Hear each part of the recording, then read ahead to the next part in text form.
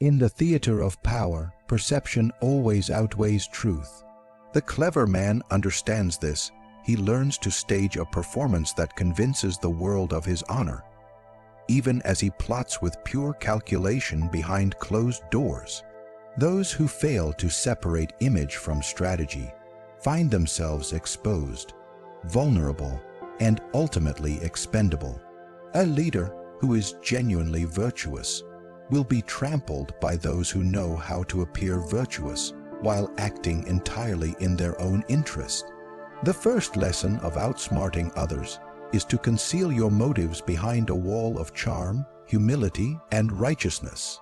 The herd wants to follow someone they can trust, so you must become that symbol, even if you are nothing like it.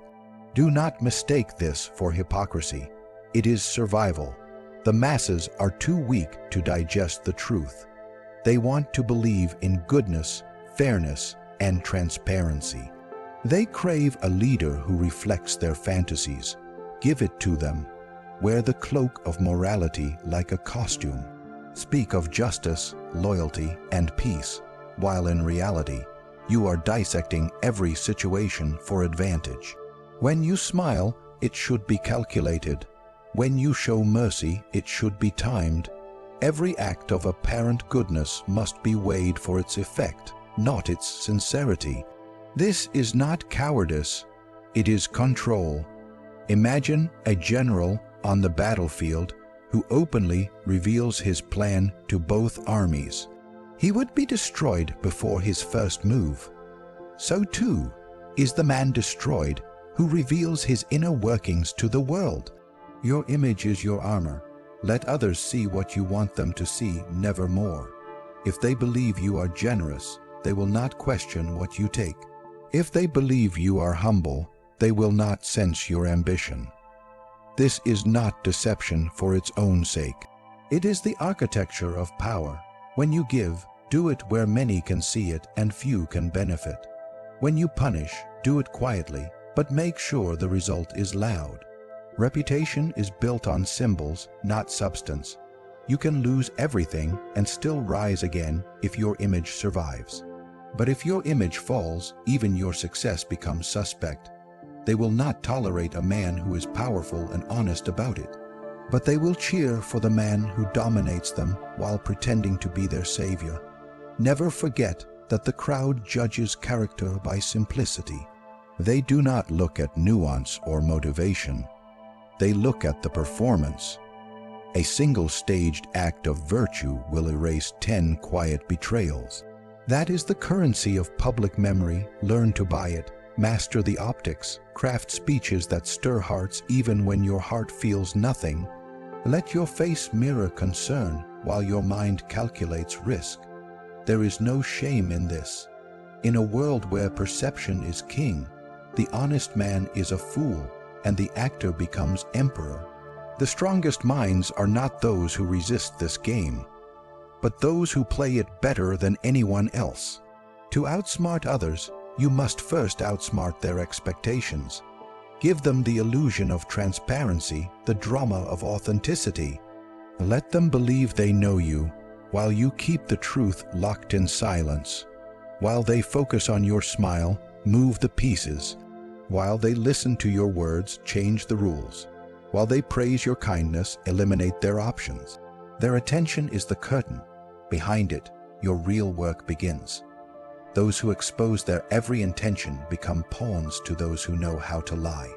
You must protect your plans not just with silence, but with a performance so compelling it becomes a distraction. Let them trust you. Let them love you. Let them depend on your supposed virtue.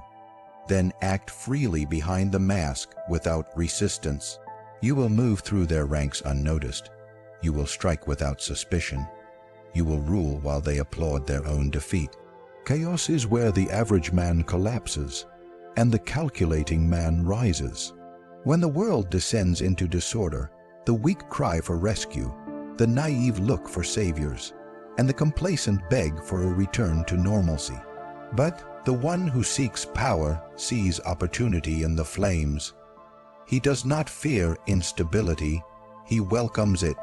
For in moments of disruption, the usual defenses are shattered, the rules are suspended, and the herd is too panicked to see who has taken control.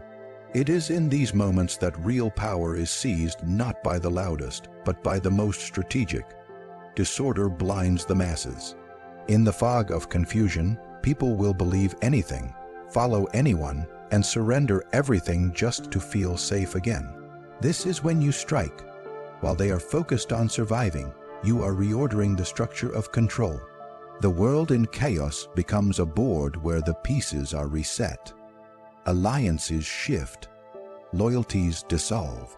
The established players grow uncertain. It is during this vacuum that you make your move, not to restore order, but to become the new order. But you must never appear eager. You must seem reluctant, almost burdened by the responsibility. Let them think you are dragged into power. Let them believe you are restoring balance, even as you quietly consolidate control. Chaos gives you the license to act without scrutiny. Emergency justifies severity.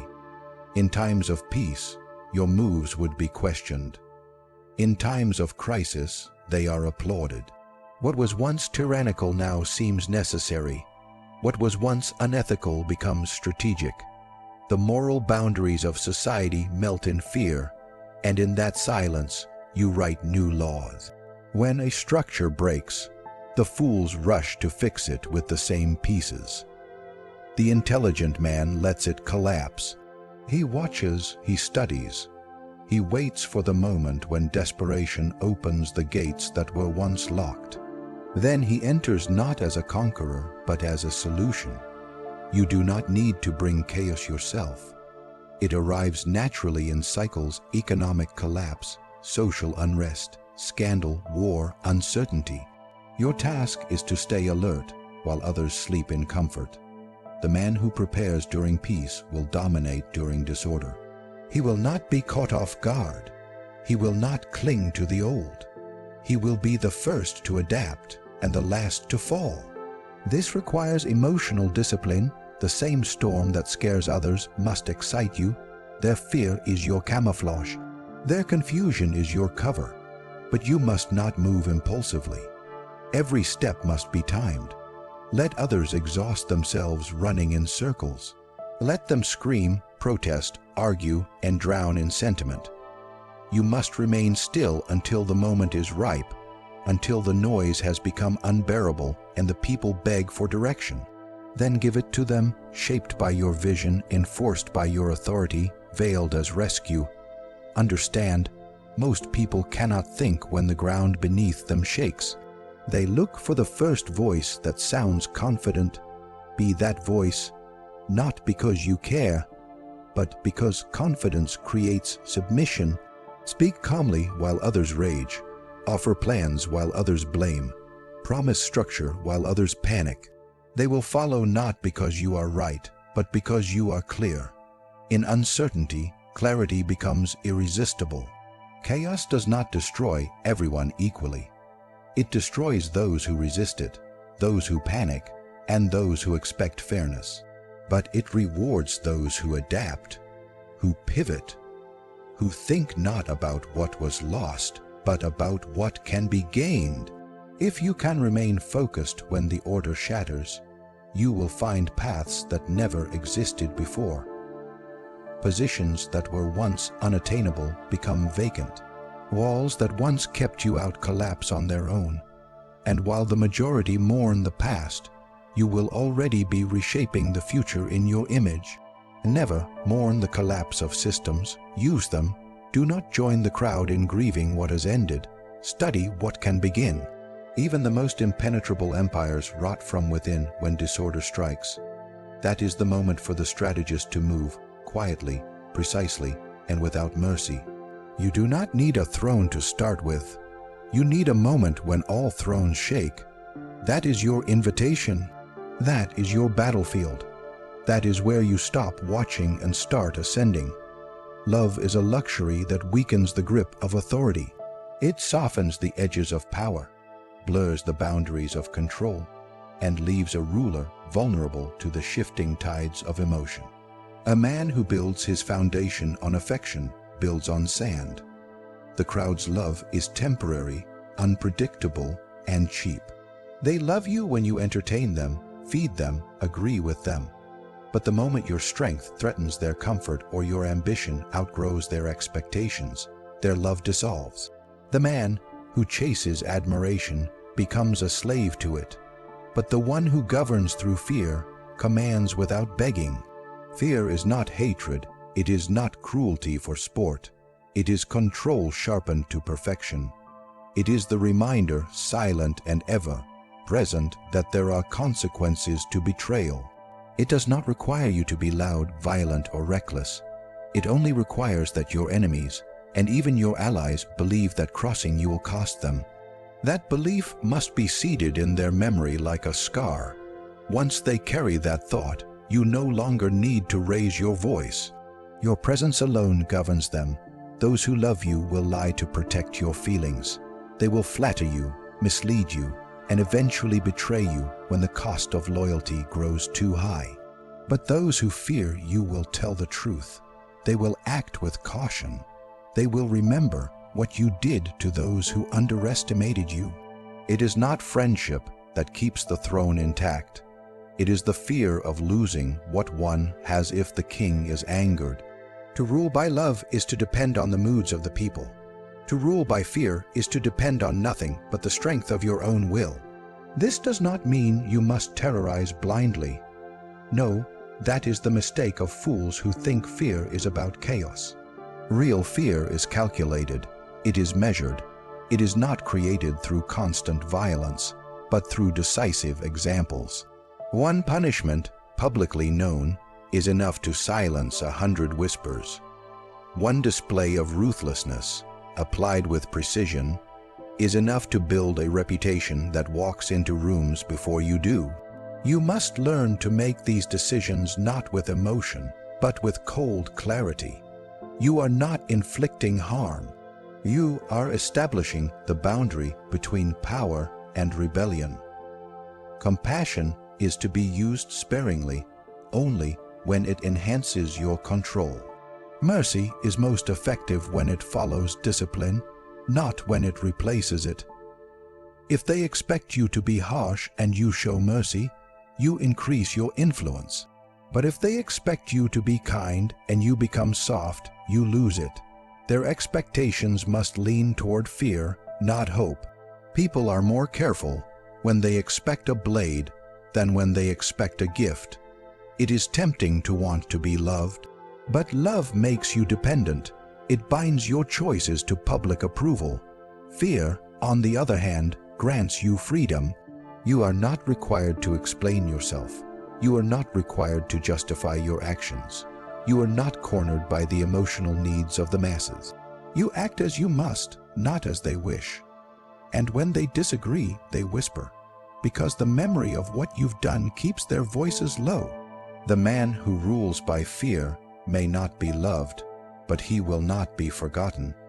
He will be respected, obeyed, and rarely challenged. The coward is the one who fears being feared, who softens his edge to be embraced, and finds himself abandoned when the applause fades. But the man who accepts fear as his tool understands that power is not about being liked. It is about being remembered in the silence after your name is spoken. When love fades, betrayal follows. But when fear settles in, loyalty becomes survival. People are far less likely to betray what they are afraid to lose. You become not just a man to admire, but a force to reckon with. Not because you demand love, but because you have made fear more useful, more permanent, and far more reliable. A rival left breathing is a fire left smoldering. You may think you've extinguished the flame, but beneath the ashes, resentment survives, waiting for the wind to shift. In the game of power, mercy shown to an enemy is rarely remembered as kindness. It is remembered as weakness. When you decide to confront a threat, hesitation is betrayal to your own ambition. You must finish what you start. Not partially, not symbolically, but entirely. An enemy removed halfway continues to observe, to plan, to rebuild. And once his wounds heal, he returns with sharper claws and a clearer target. The world is not ruled by good intentions. It is ruled by the finality of action. If you mean to ascend, you cannot afford the illusion of harmony with those who seek your downfall. Rivals are not obstacles to be negotiated with, they are infections to be cauterized. Leave them alive, and they'll infect your allies. Let them speak, and they'll poison the perception of your name.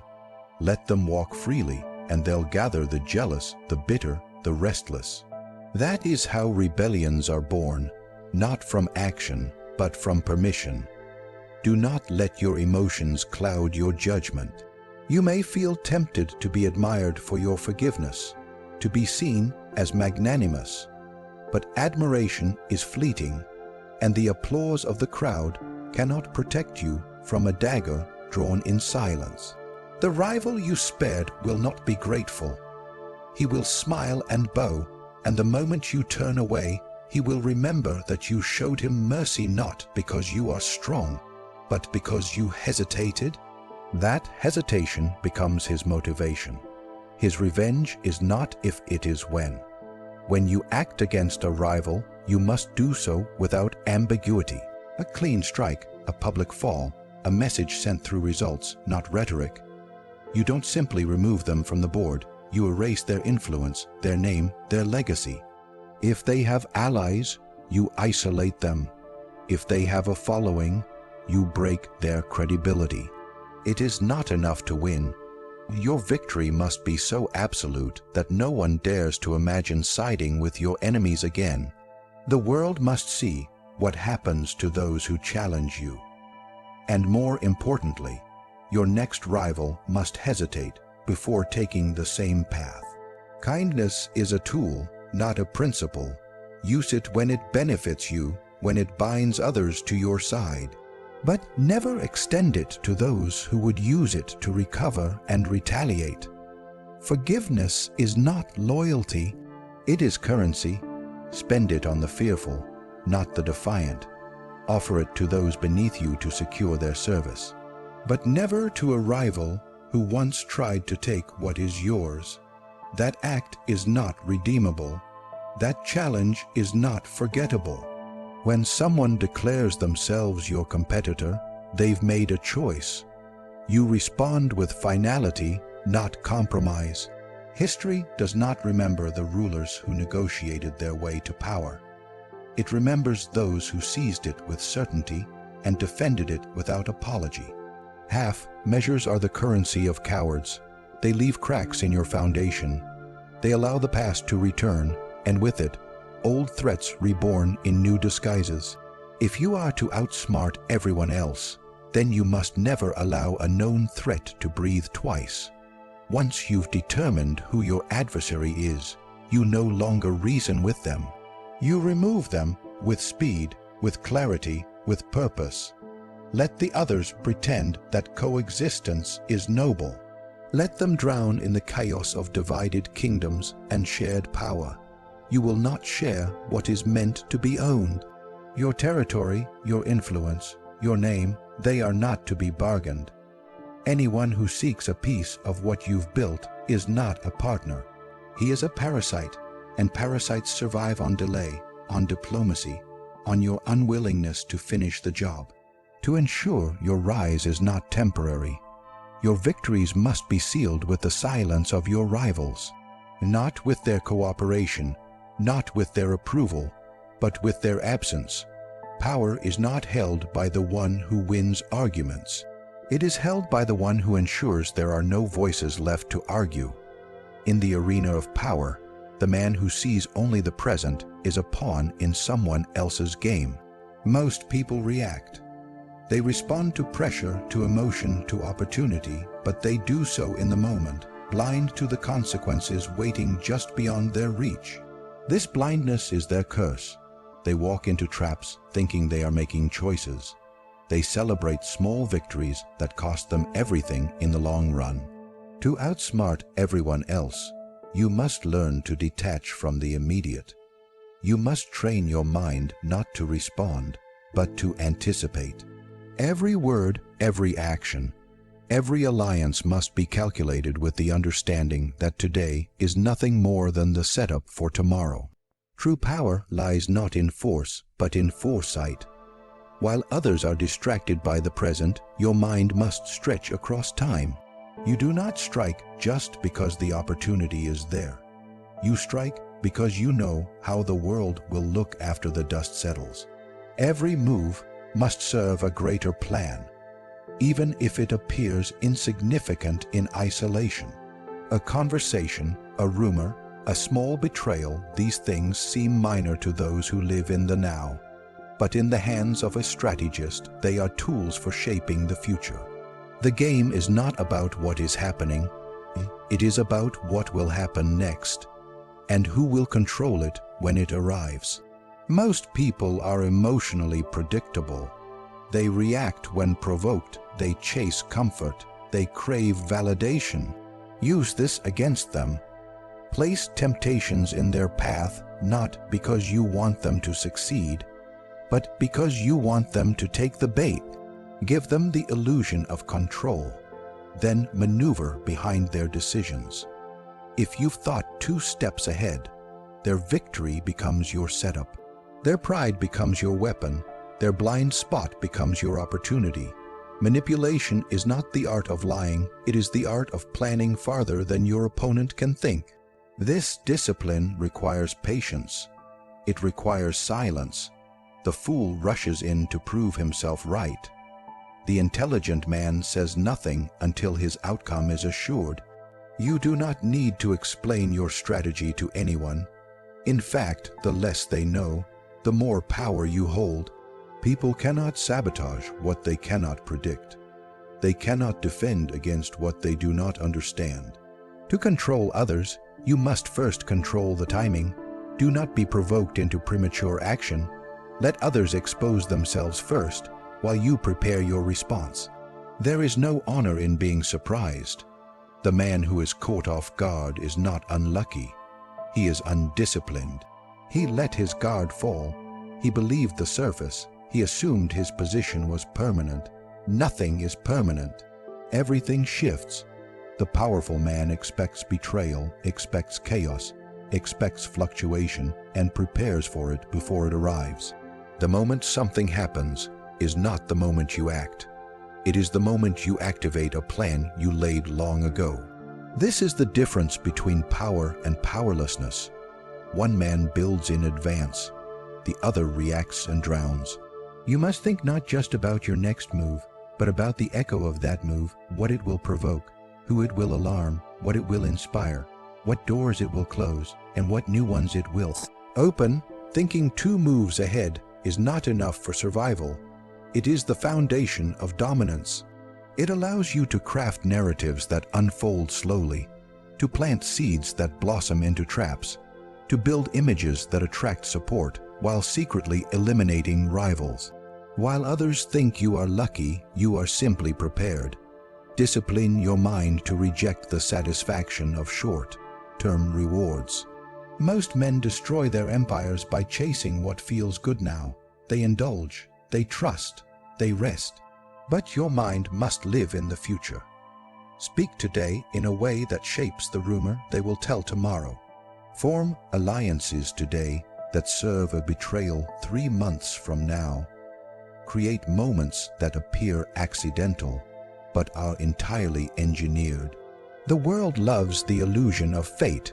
Feed it to them, while you pull the strings from behind the curtain. Never let your enemy know that you are thinking 10 steps ahead. Make your moves look emotional. Make your decisions look impulsive. Let them underestimate you, dismiss you, grow comfortable around you.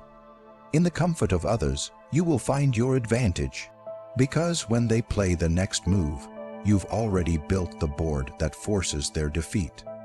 And when the trap closes, they won't even know how they walked into it. They'll call it bad luck, miscalculation, betrayal, but you will know the truth. You didn't win at the moment you won 2 moves ago when no one was watching. In a world built on illusion, fear, and ambition, victory belongs not to the loudest, but to the most precise. The game of power does not reward those who are good, kind, or fair. It rewards those who understand the rules behind the mask. To outsmart everyone else, you must play a game they don't even know exists.